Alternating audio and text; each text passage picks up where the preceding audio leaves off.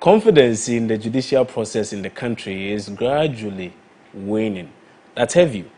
She suggested that, well, it's too early for her to offer such a comment, and she's rather looking at the process as it unfolds. I don't know what you think, though, but today I want to put the spotlight on the judiciary. I want to try and catalog a few things that have happened in the past few years and take a look at the recent allegation of bribery against the Chief Justice of the land. They remain allegations, please, until such a time when investigations are conducted and the true results are out and we are certain that A may have happened or B did not happen. They remain allegations. So let's thread on that particular path. But I need you also to wrap your mind around a few things, because today on the show, we'll take you on a journey from 2015 up until now and highlight one or two things. And then on the back of that, we'll have our conversation. Once we do, we'll allow you to call in and let us know what your views are as far as the judicial process is concerned. Are you still confident? We'll be back shortly.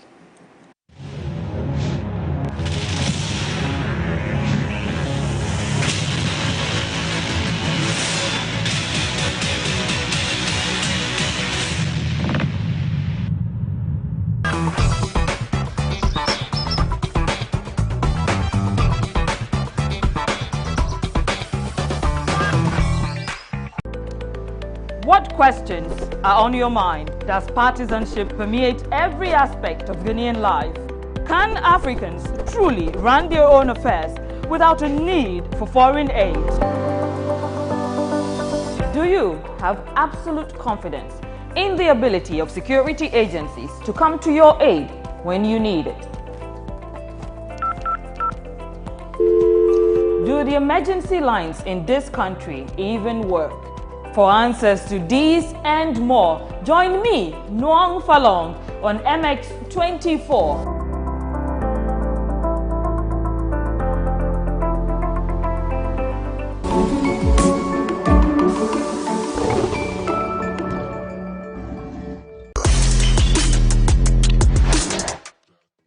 What we do has consequences, intended and unintended. The decisions we make, the actions we bring, have weight. When did it become a crime to succeed in this country? We spotted a suspect trading pattern. All three firms have links to Bobby Axelrod. Be careful out there.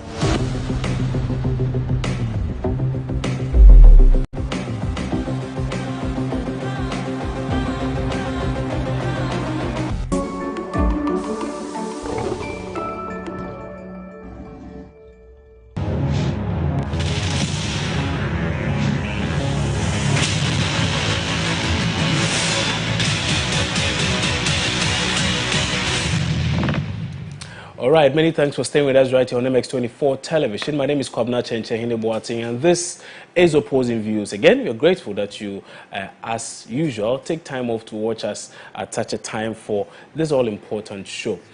If your colleagues are unable to watch us, perhaps because of proximity, because they are unable to scan on their TVs, because they are unable to, because maybe they are moving in a vehicle and the like, please, the links are up now on social media at MX24GH, Facebook, Twitter, and YouTube.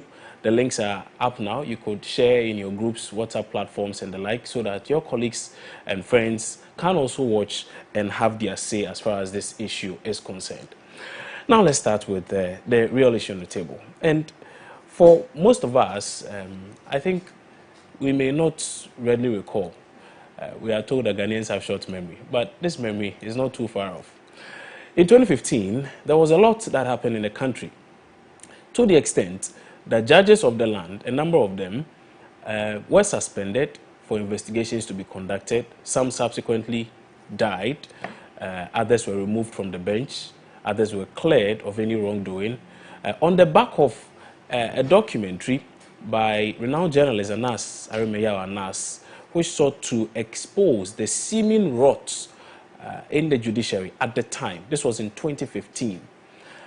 For many of us who may not recall that story or who may have jaded memories as far as that is concerned, we're going to start the show with a bit of that documentary by Anas Aremeyaw Anas. And then after that, we'll draw a few more inferences on some of the other things that have happened as far as the judiciary is concerned, and then we'll delve into our conversation. So let's start with a bit of that very video by Anas Aremeyaw Anas on the state of Ghana's judiciary as of 2015.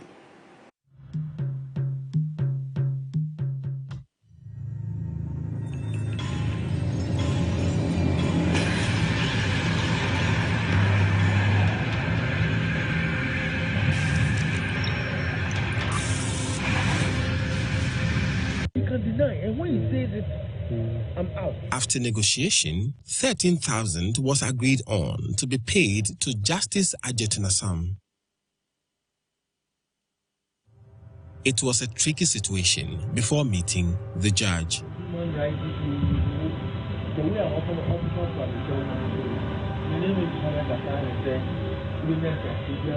Justice Ajetunasam, on accepting the money, told Tiger to bring the rest of the 2,000 Ghana cedis balance and to also come with Bernard Salah, who was at large, so that they would know what to do in order to first of all reverse the warrant on his head and to finally pass a judgment in his favor. I even told him that he has to bring Bernard Salah.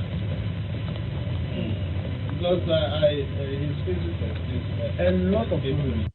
So you have to get that answer. Okay. Okay, my lord. What we can do is that on the 7th of October, we bring him here.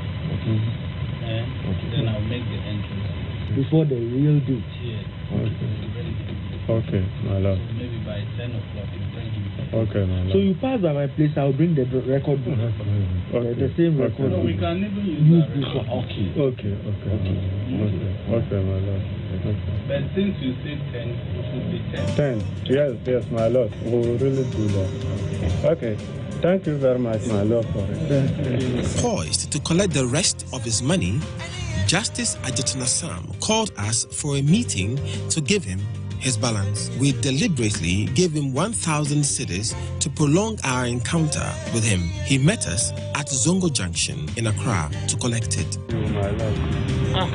What? You make it softy. From the letter, you know this issue. Sure, he will be coming next week. Next week, okay. Well, I believe that there will not be any this big bag you are carrying. Because I just have to. Robin, why not?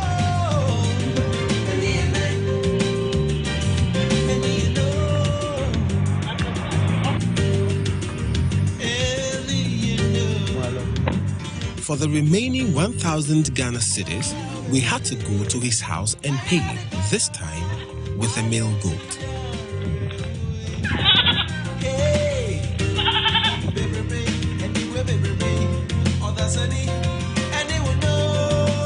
Weeks later, we got information that Justice Ajetunasam had been assigned by the Chief Justice to the Cocoa Affairs Court building.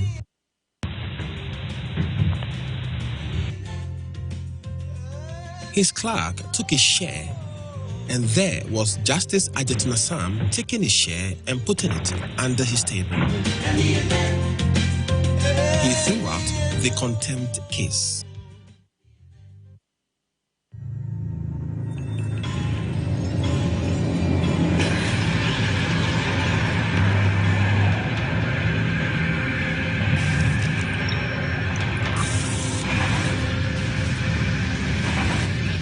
After some months, we identified a rape case considered as one of the criminal and punishable offenses under Ghana's criminal code. We then identified Charles, a driver to the judge, also known as a middleman in the sale of justice. A few days later, he called to say the judge was willing to see us on only one non-negotiable condition: a payment of 2,000 Ghana cedis. The driver led us to the judge, who took the 2,000 Ghana cedis from us, being representatives of the criminal suspect. Well, you are welcome. Thank you, sir. Why have you come? The king has executed you. Okay. Yes, 10 months. That's all what I was asking. Okay, my lord. Is this camp executed for you for our opposition? Oh, no, my lord. No, my lord.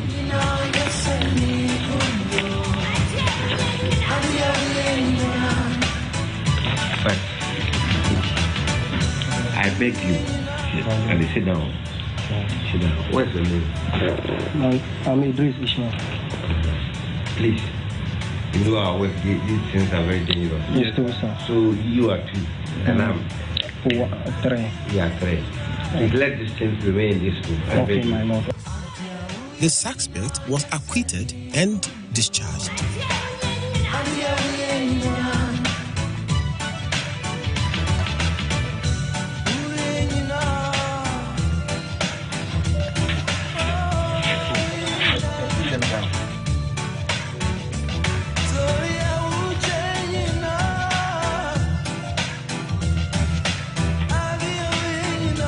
My lord. Thank you very much. Mama say what? Then you can. Okay. Thank you. So thank you, my lord. Okay, Mami Sewa has made her name in that very video. Okay, so you just got a gist of a few things that happened a few years back, and I'm saying on the back of this very video, a number of judges were put under review. They were put in review. Some of them were cleared. A number of them were also sacked from the bench. In fact, some even went on to die, we are told, because of the trauma and everything that happened. Okay. But this particular thing created a lot of commentary in Ghana. In fact, outside the shores of Ghana even, with many beginning to question whether or not justice in Ghana is even for sale. So the issue of judges and their whether or not they could be compromised is something that has lingered on for a while. Let's now move forward a bit and let's come to recent time. There are quite a number of scenarios, but we want to focus on just about 2 or 3 of them and then have our conversation. Now, the second one will have to do with what happened some time back. I don't know if you do remember, but early in the year, somewhere I think in January or so, some members of parliament went rabble-rousing. They went fighting, causing chaos. There was a lot of pandemonium. A lot had happened. And subsequently, after eventually we had gotten a Speaker of Parliament, one member of Parliament came out to suggest that, listen, a lot happened behind the scenes to the extent that one judge, a sitting judge, part of the Supreme Court's judges, had actually promised to bribe one of the members of Parliament of the opposition NDC so that they sway their votes to favor Professor Michael Kwe to become the Speaker of Parliament for the 8th Parliament. If you do not recall that as well, there's a sound clip or a video clip by Kanketi of Joy News, which we're going to show to you right now. Our members, and they were offering them all manner of things. Let me tell you, there was one that was led by, so shamefully, a Supreme Court judge called a colleague, lady, telling her what they will give her. She has children, they will help her take care of her children. She can take fuel from a filling station for the 4 years. And the time he made those calls, we are looking at all those things. Okay, that was Asawasi MP Muntaka Mubarak making that allegation on Joy News. Well, of course, subsequently he was asked to substantiate those claims or retract them. He could not substantiate them. He did retract them eventually. But that claim also seemed to have affirmed a lot of perceptions some people may have had about the judiciary. Okay, that aside, a few months, or should I say weeks on, there was something that happened in court. Again, the Supreme Court had to sit on a case of election petition, the second of its kind in Ghana. And while they sat on the case, there were a lot of things that came out. In fact, I had heard a number of people suggest that it's as though, I don't know how many of you remember this thing called Pamshe.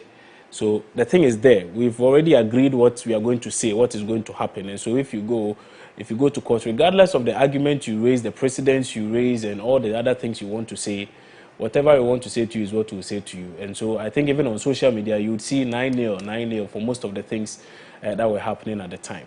And so a leading member of the National Democratic Congress, he is a member of the John Mahama team that happened to be in court challenging the outcome of the 2020 election results. And he had gone on record to suggest that, no, there appears to be some sort of favoritism, and that the judiciary or the bench is not actually there to do what Ghanaians expect of them. They seem skewed. Well, he had a lot to say. Subsequently, a lot of things happened. He was asked to retract and apologize or be sent to the General Legal Council for some sanctions. But let's hear the exact reasons why Dominic Ayine made these comments. It's been very unfair to the petitioner, because when you have indicated that pursuant to CI 99, there are 5 days for case management, and all of a sudden the case management is reduced to 1 day by the court arbitrarily without any consultation whatsoever with the parties. All right, then that is like our lead counsel, that Chuchikata, made it very clear. They are seeking to sacrifice justice on the altar of a so-called speedy trial. Okay, and that is not fair. The fact that we spent 8 months, right, dealing with the first presidential petition does not mean that now everything we do must be geared towards, attaining a speedy trial at the expense of fairness. Justice delayed is justice denied. That is true. However, the court itself has indicated that we have 42 days to complete this trial. It means that in the wisdom of the drafters of the rules, that is the rules of court committee, 42 days are sufficient for purposes of conducting a trial in relation to a presidential election petition. Okay, you cannot now begin to truncate and deny the parties the right to be able to, for instance, file preliminary, applications that are mandated and allowed by law, just because you want a speedy trial. Okay, so that was Dominic Ayine. He was one of the lawyers representing John Dramani Mahama as he sought to contest the outcome of the 2020 election results. And so, 3 incidents, all painting a certain picture. Let me put on record, though, that this is not in any way to malign the judiciary or to get people to see anybody in a particular way. No, far from that. We are just highlighting things that have happened and a certain possibility that such things may begin to create in the minds of many, and have a conversation on the back of that. So let's come to today. What is happening now, and the reason for which we are having to bring back or recall these videos. Now, there's a claim against the sitting Chief Justice, Justice Enin Yeboah. There's a gentleman alleging that he was told by his client that the Chief Justice had demanded a bribe of some $5 million. And this is the genesis of the story. In fact, let me start by reading a few things here. So we're going to share some of the things I'm going to read on the screen so that you can follow as I read. Now, a petition was sent to the General Legal Council to get a certain lawyer to refund some monies he was owed, he owed a client. Now, here is the letter. It says, petition against lawyer Akwesie Frifa, dated the 1st of March 2021, and is addressed to the chairman of the General Legal Council here in Accra. And it's coming from Ojedom Obrenu Kwesiata the 6th versus the Ghana Telecommunications Company Limited. It's a civil suit number J8/96/2020. Now it says, I am the plaintiff/respondent in the above matter, which is currently pending before the Supreme Court.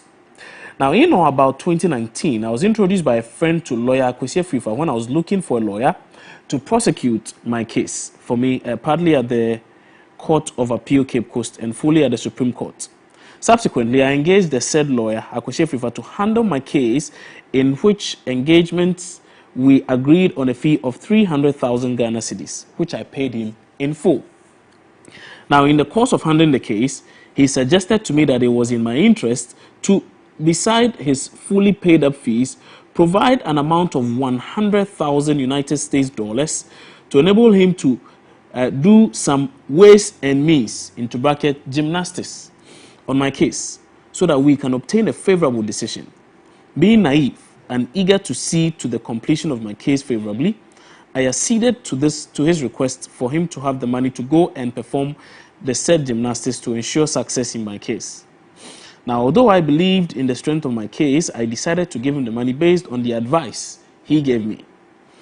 After giving him the money, I realized from his demeanor that he did not use the money for its intended purpose as advised. So I fired him from the case and asked him for a refund of the money, but he has since refunded 25,000 United States dollars, leaving a balance of 75,000 United States dollars due and owing to me. All efforts to retrieve the remaining amount have failed. I am therefore appealing to you as the chairman of the General Council of Lawyers to help me retrieve my 75,000 United States dollars from lawyer Akwesi Afrifa. I remain, sir. And it's signed by Ojedomo Brenu Kwesi Atta the Sixth over there. Okay, so this is the beginning of the whole brouhaha. This gentleman, this chief, should I say, has made this claim. Now, the claim in here suggests to a large extent that he was convinced at a point in time that he could get justice at a fee of $100,000. And he went ahead to give that money to the said lawyer, who had, according to him, promised to use those funds for ways and means to enable him win that particular case in court. Okay. Then comes a response from this lawyer who has been accused of taking the monies and failing to deliver on what was expected of him. Now, he goes by the name, that's Kwesi Afrifa. Now, his letter also dated July 8, 2021, and addressed to the Secretary, Disciplinary Committee, General Legal Counsel, reads, let me start with this. Read, petition against Kwesi Afrifa Esquire, dated 1st March 2021. Now, here comes his response. And please pay attention to this and the sequence, because this is the basis upon which this entire conversation is hinging. This is what it says. On the 7th of July 2021 at 10:40 a.m., I received a call from the General Post Office in Kumasi asking me to collect a letter meant for me. At about 10 a.m. on the 8th of July 2021, which is today, I collected the said letter, which contains a petition dated 1st March 2021 against my good self by one Ojedomo Brenu Kwesi Atta the Sixth, as well as a hearing notice to appear before the committee at 1 p.m. on 15th July 2021. Having perused the content of the said petition, I deem it fit and appropriate to respond in the manner respectfully set out below. In the first place, it is untrue that a fee of 300,000 Ghana cedis was agreed between me and the petitioner. The truth is that a fee of 1 million Ghana cedis was agreed, out of which the petitioner paid 300,000 Ghana cedis and undertook to settle the remainder later. I represented the petitioner in the Court of Appeal, Cape Coast, and Supreme Court, and also performed other duties for him, particularly in the National House of Chiefs. He was so impressed and satisfied by my service that he even wanted to dispense with his substantive lawyer, but I told him that I did not come into the matter to supplant the lawyer and that I will stop the conduct of the case if he dispenses with the substantive lawyer. At the end of July 2020, the petitioner informed me that friends of his, who were highly connected politically, had taken him to see the Chief Justice, who had agreed to help him win his case on condition that he drops my good self as the lawyer handling the case for him and engage Akoto Ampao Esquire in my stead. He further informed me that the Chief Justice had demanded a bribe of $5 million for a successful outcome to his case, and that he had already paid $500,000 to the Chief Justice. He further indicated that he was hard-pressed to raise the remainder of the $5 million, and so I should refund some of the 300,000 Ghana cedis paid to me as fees because he had, in line with the advice of the Chief Justice, engaged Akuton Power Esquire as solicitor to continue the case before the Supreme Court. Out of a sense of dignity on my part, he says, I told him that I would rather refund the entire 300,000 Ghana cedis paid to me and bear the cost of air travel, hotel bills, and other expenditure incurred by me in prosecuting his cases at Cape Coast and in Accra. We aggregated the 300,000 Ghana cedis paid to me as being the equivalent of $50,000, which I was to refund to him without any timeline being indicated. He said he wanted the payment in dollars because he was raising the remainder of the money to be paid the Chief Justice, and that currency was his currency of choice. On the 27th of January 2021, I paid an amount of $25,000 to the petitioner and subsequently paid $15,000 to him, making a total of $40,000. So the outstanding amount that I have to refund to him is $10,000.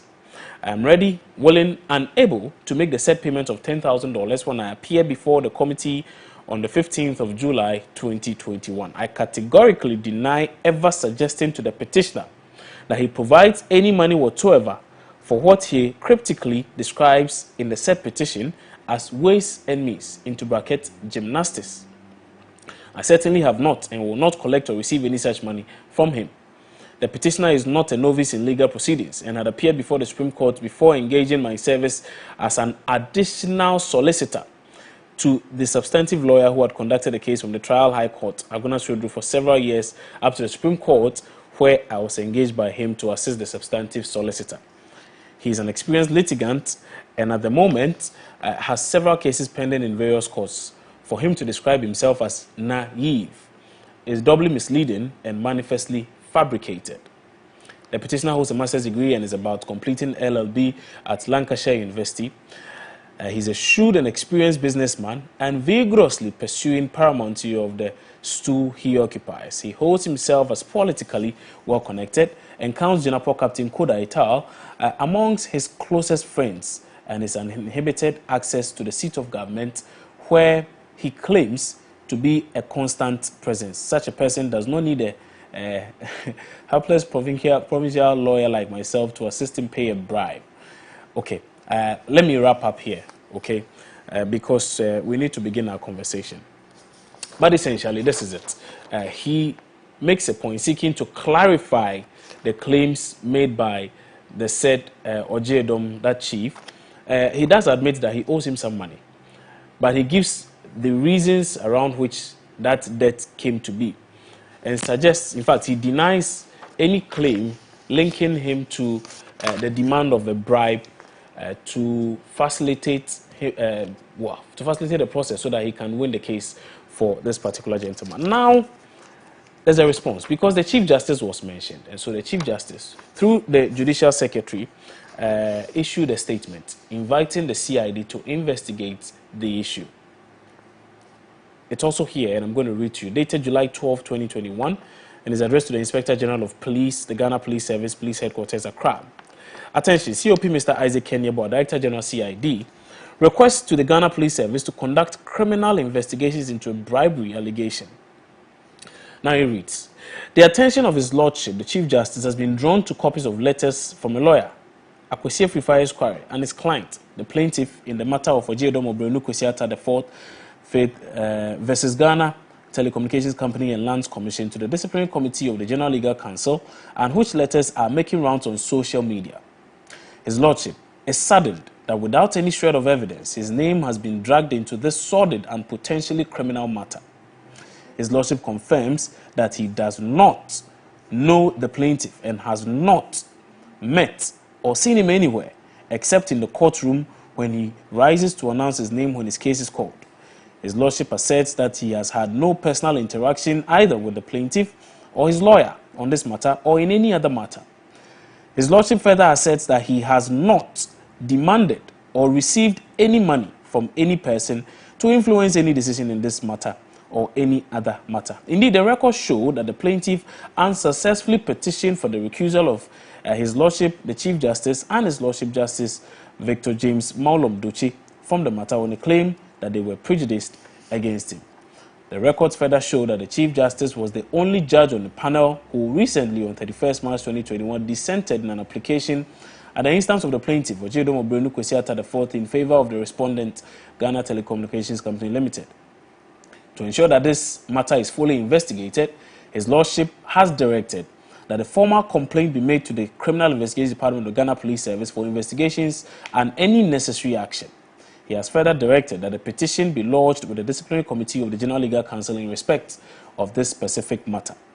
His Lordship is available to assist with all investigations into this matter while he considers his own civil legal options to ensure that this matter is dealt with to its logical conclusions. Thank you. Signed, Justice Cynthia Pamelado, Judicial Secretary, and is copied to His Lordship the Chief Justice, President of the Ghana Bar Association, as well as all media houses.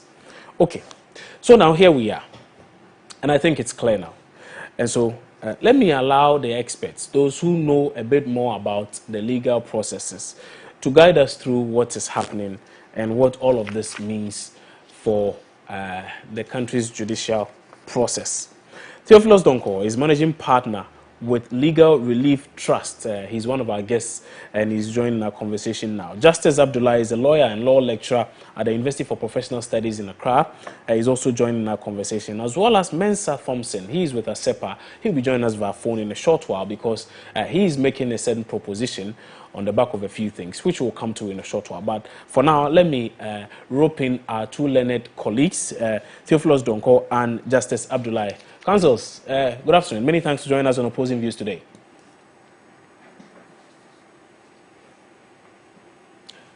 Okay, yes, good afternoon. Great. Good to hear from you. Theophilus, were you the one I heard speak a short while ago?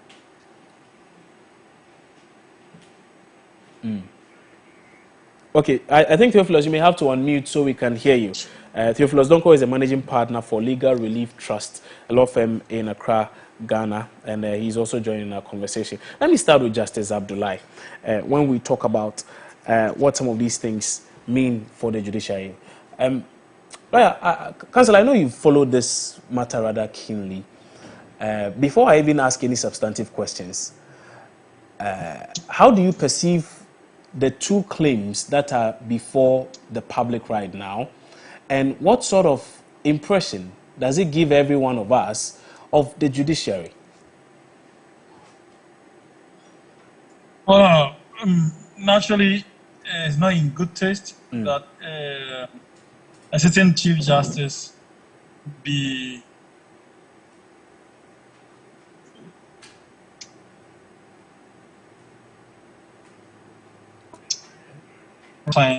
okay. And a lawyer. Indeed, some of the matters that have been checked that would otherwise privilege issues of information, for which reason they are unable, they shouldn't even be in the public domain. But naturally, because of the circumstances, a lawyer have had to disclose some of these matters.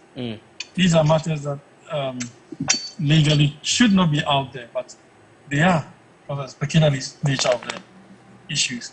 But as to whether a claim against a lawyer should go that far to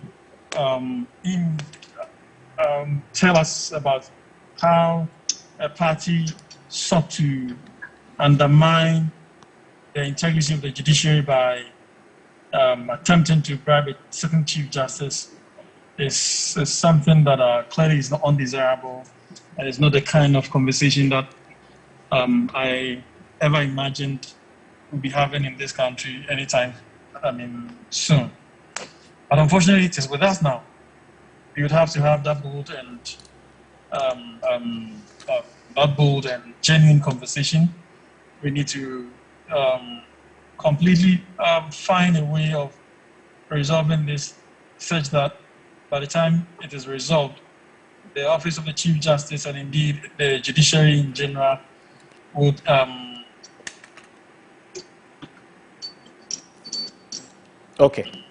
reputation completely intact, and I think that is what I expect and what I would happen. These whole issues are unraveled to the satisfaction of the stakeholders.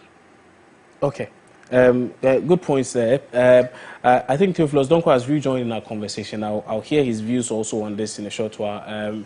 Council, good afternoon. Can you hear me now? Yes, I can hear you. Great. Can you hear me? Yes, I can hear you now, loud and clear. Okay. So I just asked Just Abdullah, your colleague on the other side, what he makes of the development and how and what kind of impression it gives to a lot of people. One, the gentleman who claims to be, who claims to have made some payments to the lawyer for certain things to be done, alleged that his lawyer had promised him certain things and said, pay an additional $100,000 and it will facilitate ways and means. Now, this lawyer also comes and says, well, this man suggested to me that his friends who are politically connected said he should let me go and he should get a certain lawyer to represent him. And an amount of $5 million paid to a certain member of the panel, for which reason that will guarantee that I win my case.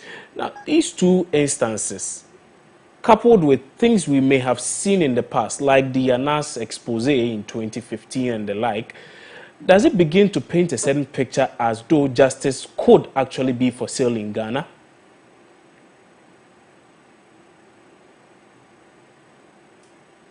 Thank you for having me. Right.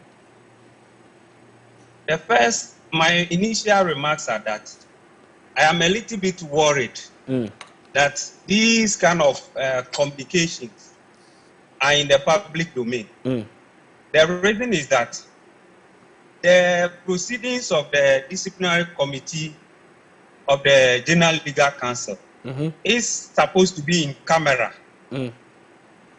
What it means is that whatever communication the parties exchange is supposed to be in camera. It is not supposed to be in the public domain. The rules which governs the legal profession, disciplinary committee rules, which was enacted 2020, specifically LI 2424. If you look at Regulation 15, it says that the proceedings of the disciplinary committee panel shall be in camera. The word is shall, so it's mandatory, unless the disciplinary committee decide to conduct the hearing in public. So leaking of these documents is, as a lawyer, is worrying for me. I don't know who leaked this document and I don't want to know who leaked, but the fact that it has been leaked into the public domain is an issue that as a practitioner I should be worried about. Now, your question is, what is the public perception? I want to say that the public must still have confidence in the judiciary. We have been where we are today before. The judiciary did not collapse. Public are still litigating.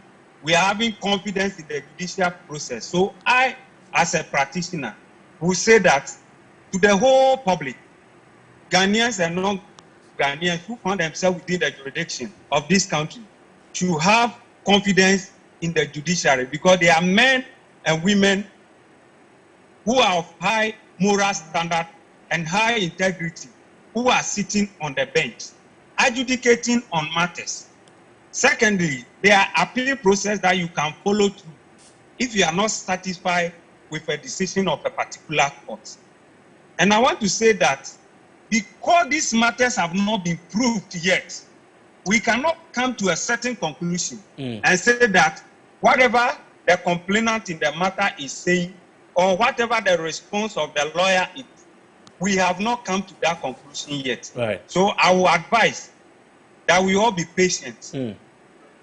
People might lose confidence based on this, based on the discourse that has gone on within these few days. But I want to assure them that as long as we are aware, there is still confidence in the judiciary. Okay, so Theophilus, let me ask this though. We had, in fact, we have always had a lot of confidence in our judiciary. In fact, up until 2015, when Anas decided to go undercover and to come out with the things he came out with, nobody ever thought that a judge could be bribed with tubers of yam or goods or some money. And so we have seen it happen. So again, when such things begin to come into the public space. Yes, we are of the view, or we hope, or we think that the judges are people of high moral standing and do X, Y, Z, but the evidence available also suggests that some can be compromised. And so it's a murky situation, but I hear you when you say that we should still have confidence in them. But will anyone be wrong if he or she began to have doubts about the true genuineness of people who sit on the bench?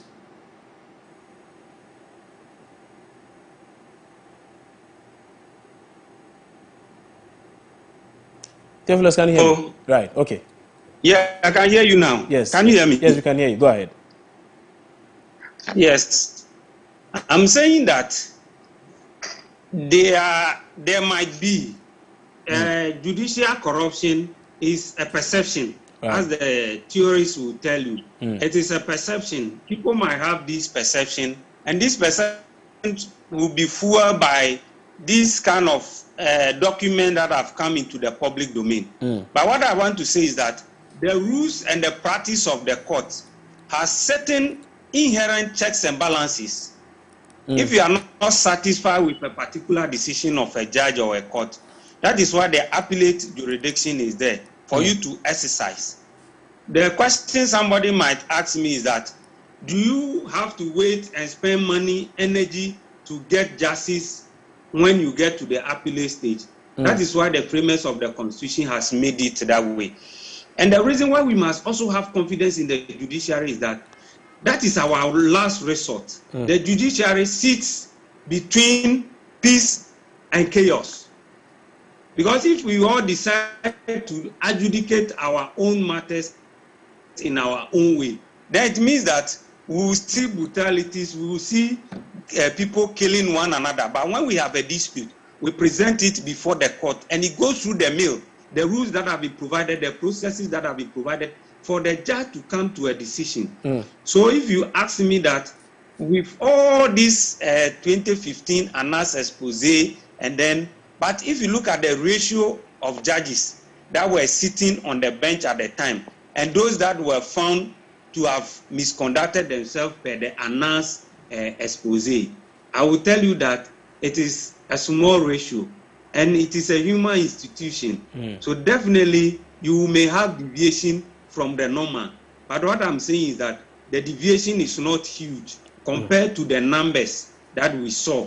If you look at the numbers of high court judges, the circuit court judges, and the district court judges that we had at the time, and the numbers that were found to have misconducted themselves were huge. But because it is a negative report, we seem to emphasize and project that negative report. But I want to say that there are more judges who have high moral standard, who are prepared, who are sacrificed for better jobs, better remuneration, just to sit on the bench. So these are just, and if you use the word evidence, the processes that we have seen in the public domain, the complainant and then the lawyer, they are not evident as we speak now. They have not been subjected to cross-examination. They have not provided documents to back their allegations they have made in those statements. So as we speak now, they are mere allegations, which needs to be proved before the General Legal Council. Thank you. Right. Let me hear now from Justice Abdullahi, who is still with us. He is also a lawyer and a law lecturer at the University for Professional Studies, Accra. Justice, can you hear me?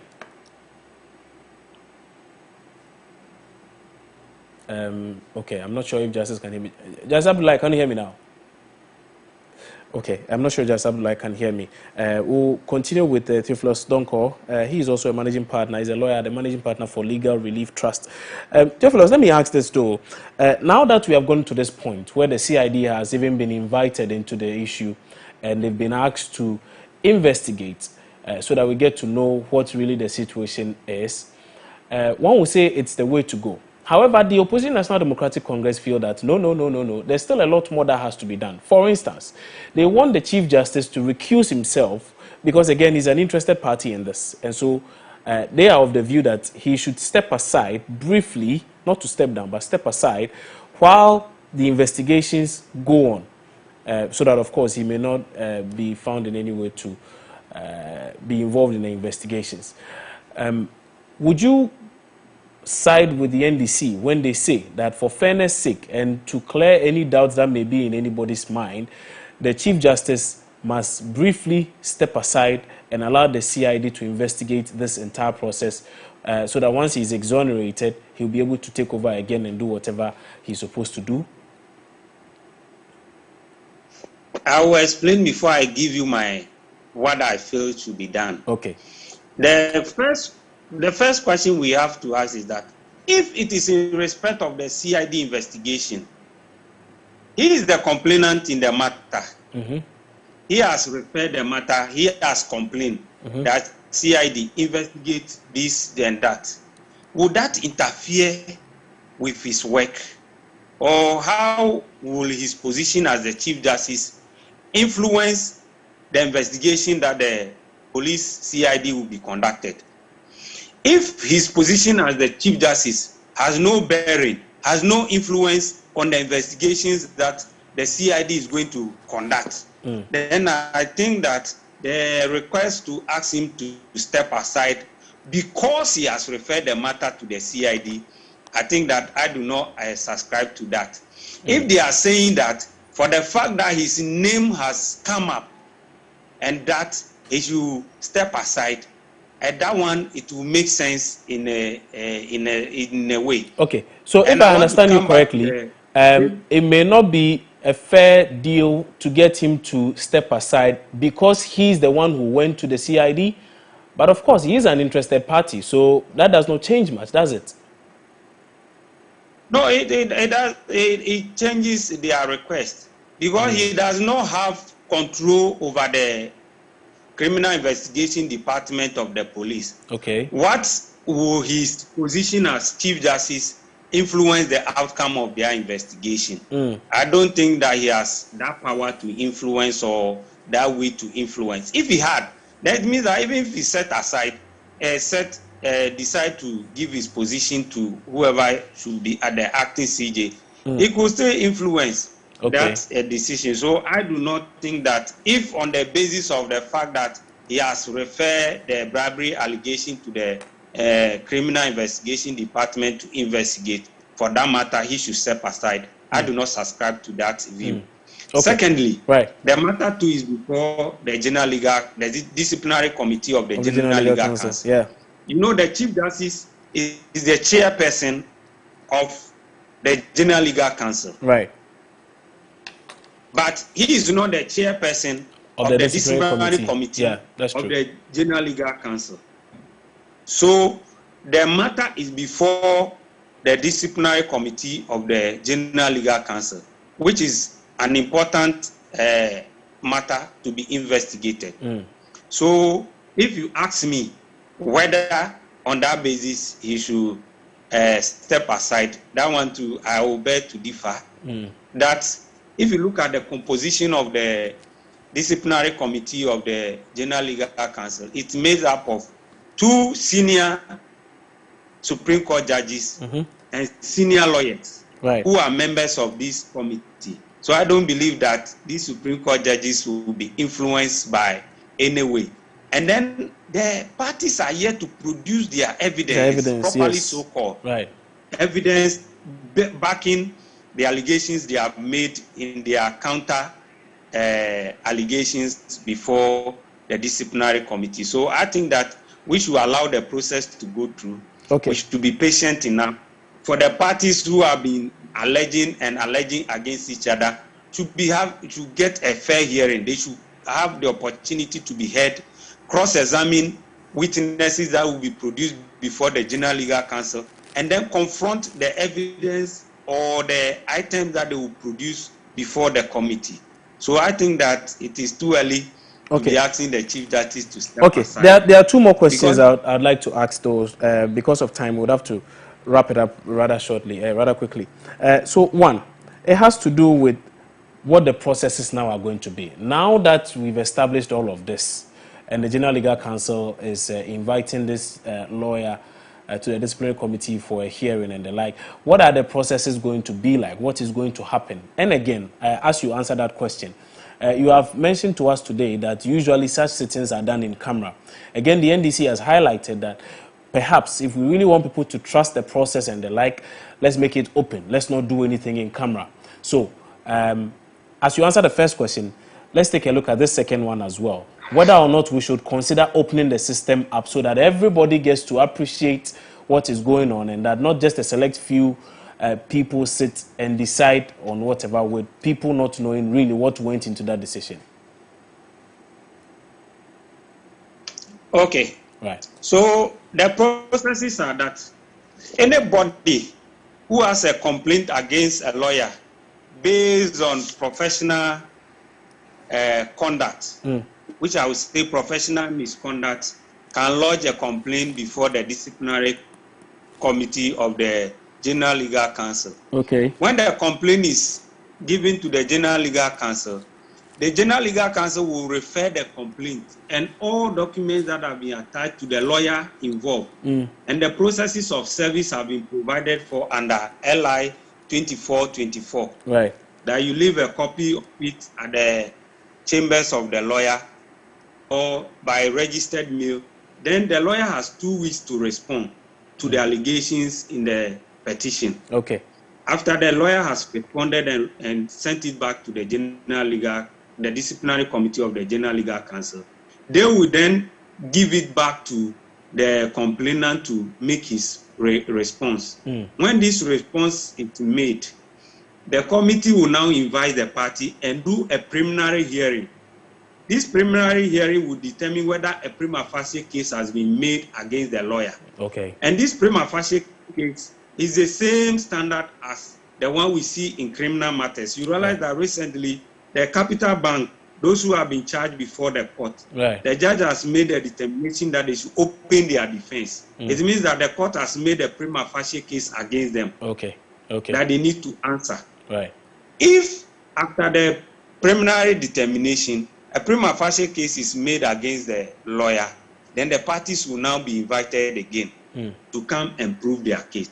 And in that case, they are allowed to file witness statements. Okay. As we see in the court process now, they will file witness statement and attach all the exhibits they intend to rely on at the hearing of the matter. Right.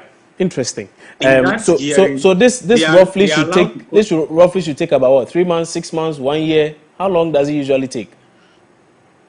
It depends. If you look at it roughly, if you look at the rules, if it is complied with, the lawyer has 2 weeks. If it is served, the other person has 2 weeks, and then the committee will have 2 weeks. So virtually, we are looking at 2 to 3 months. The process will kickstart. Okay. All right. And then the other leg of your question. Right. I'm saying that the other leg of your question, the LI 2424 has made provision in Regulation 15 that the committee hearing can be done. It should be done in what? In camera. But the committee or the panel can decide to do it in the public in the interest of justice or any other reason. So if you ask me, the NDC should channel their request through the disciplinary committee of the General Legal Counsel to make that request that in the interest of justice or any other reason, the hearings should be done in public. Okay. So I think that the request should go to the disciplinary panel.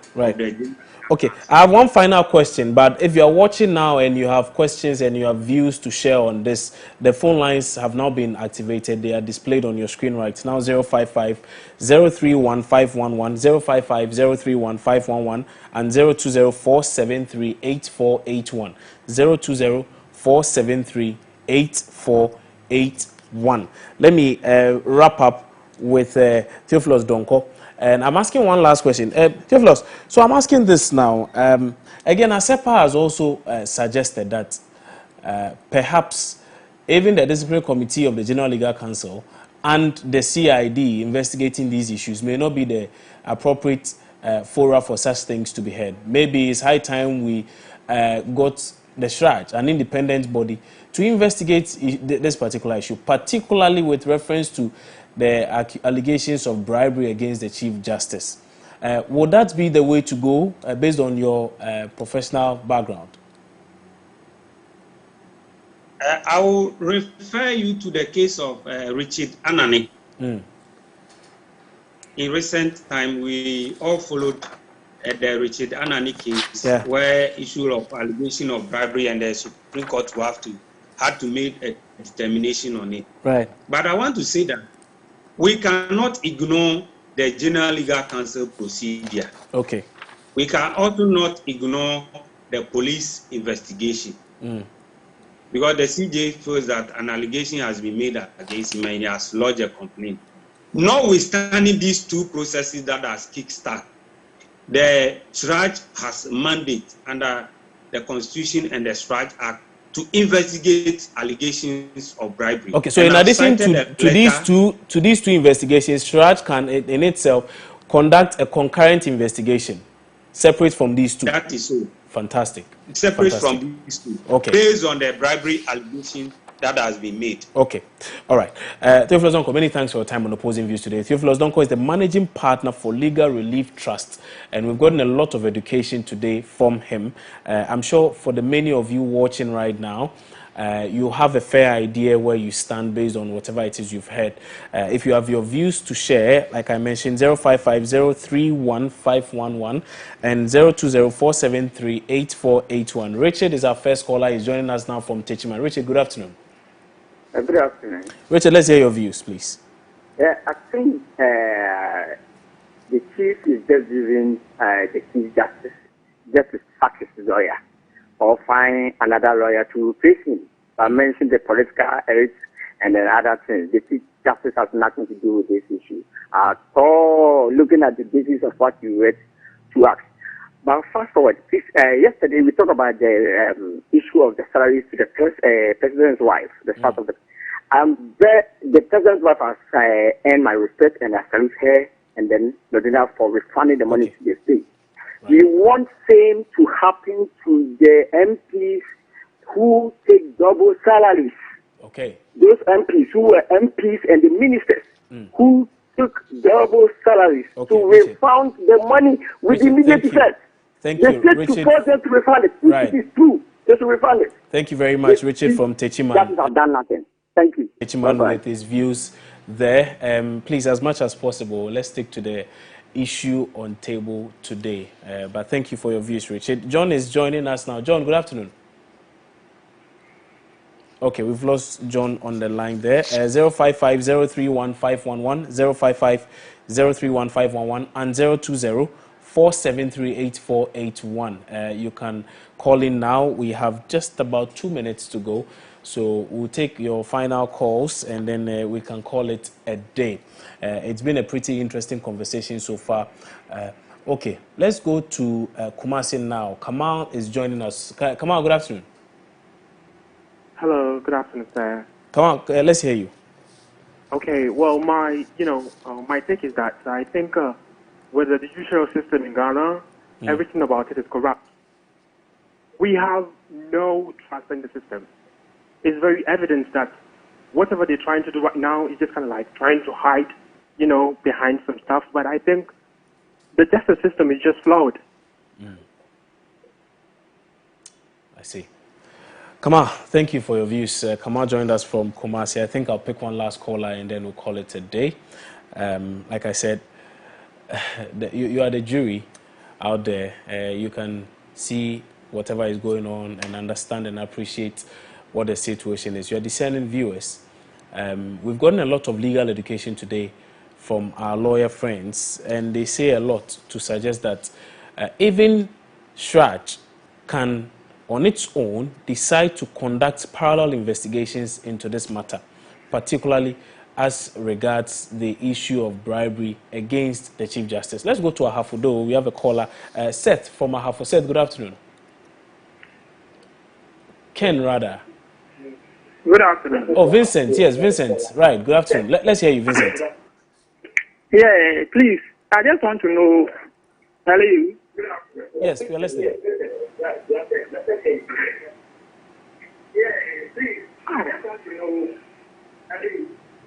Yeah, I just want to know if even this a bribe allegation against the chief judge, because the person involved, that is the lawyer, Akosia Frifa, he said that complainant told him. So could it be if I just stand up and just allege that I've given the president money just for that movement, the president should step aside based on what the NDs wanted to do? Okay, I hear you. I get your point. That if that were the case, then anybody can just get up and accuse anybody of anything, and for which reason, so I just know the reason such persons will be asked to step aside. Okay, I hear you loud and clear.